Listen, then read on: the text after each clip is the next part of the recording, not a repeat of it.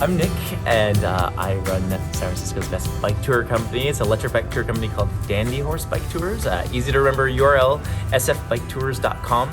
I take people on epic adventures through San Francisco to all of the local neighborhoods and local sites. We build in some really cool food elements as well, picnics in the park, San Francisco's most famous bakeries, things like that, just to give you an exciting local perspective. But we cover a lot of ground too. This is like taking, 20 walking tours in one. The tour that we did today was 18 miles, did this epic loop throughout the city and peeled back a lot of the layers. A couple of the highlights, at least on today's tour that we did, we went to Alamo Square Park, which is home to the famous Painted Lady. It's the most beautiful neighborhood park in the city. Right after that, we actually went to a place called Bob's Donuts, the most famous donut shop in the city.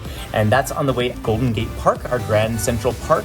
We had a really cool stop today too at the D. Young Museum to catch the amazing viewpoint at the Lookout Tower. Then from there, hopped over to the Presidio. Presidio is home to the Golden Gate Bridge. We also got a chance to see the bridge from the most interesting angle, the Pacific Ocean side, before riding the bridge. And then we got to see Crissy Field and more of the Presidio. Got to ride through the Pacific Heights neighborhood, the fanciest neighborhood in San Francisco.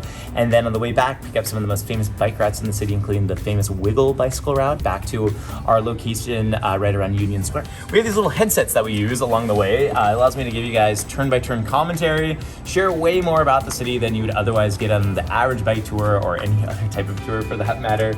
We have a whole new fleet of bikes. These bikes are really cool. The most popular brand and model of electric bike in the United States.